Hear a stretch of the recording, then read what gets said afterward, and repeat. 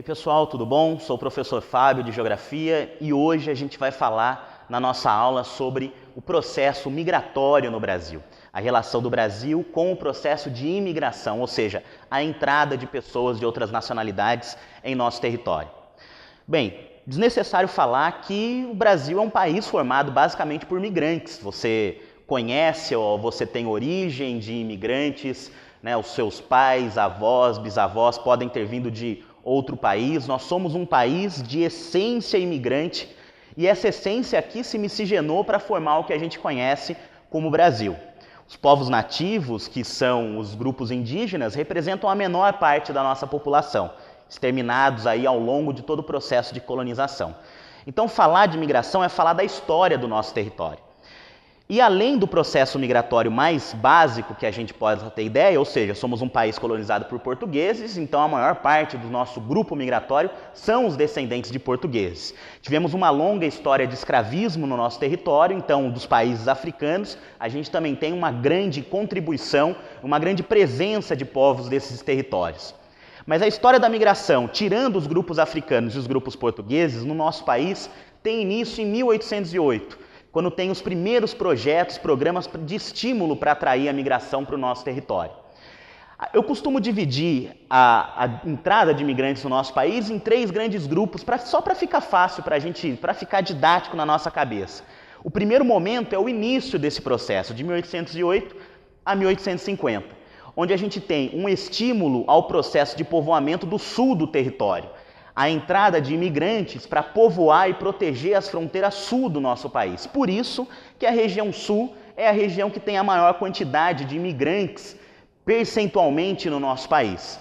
Tudo isso é resultado de projetos para defender a fronteira naquele espaço. De 1850 a 1934, esse período é muito importante, porque é onde a gente tem o nosso principal fluxo migratório para o Brasil. Além do sul, outras regiões vão receber imigrantes. No Brasil está acontecendo duas coisas muito importantes. 1850 é a data da primeira lei do movimento abolicionista, que é a Lei Eusébio de Queiroz, que proibiu o tráfico negreiro. A partir disso, novas leis vão surgir, culminando com a abolição em 1888. O abolicionismo libera a mão de obra e o desenvolvimento da cafeicultura, o abolicionismo libera a mão de obra que era escrava. O desenvolvimento da cafeicultura no Brasil, principalmente em São Paulo, necessita de mão de obra. Então eu tenho um processo que vai liberar a mão de obra e do outro lado um processo que precisa. Onde vai ser buscada, onde que vão caçar essa mão de obra? O governo brasileiro vai começar a estimular a vinda de imigrantes da Europa, num primeiro momento, e num segundo momento, do Japão. Lá no século XIX da Europa, a partir do início do século XX, no Japão. Junto com isso, tem um processo que a história explica muito bem, que é o processo de branqueamento. A ideia da superioridade racial europeia, trazendo essa superioridade para o Brasil. É nesse processo aqui que começa a entrar muitos imigrantes, é o grande período do fluxo migratório no Brasil, principalmente de italianos, que depois dos portugueses que nos colonizaram e dos grupos africanos, é o principal grupo migratório no Brasil. Esse é o principal momento que o Brasil recebe imigrantes. A partir de 1934, que vai ser institucionada a lei de cotas para a imigração, onde o governo Vargas vai limitar a entrada de estrangeiros no Brasil. Até os nossos últimos dias aí, a gente tem uma queda do fluxo migratório. Então, esses três momentos quando começa, o auge e o declínio. A queda desse fluxo migratório se deve a vários fatores, eu listei dois muito importantes. A recuperação europeia, a história da Europa do século XX, principalmente no pós-guerra, é a história da recuperação econômica, e a recuperação japonesa. O Japão passa a ser uma das principais potências do mundo, ou seja, se as coisas estão bem por lá, diminui o fluxo aqui.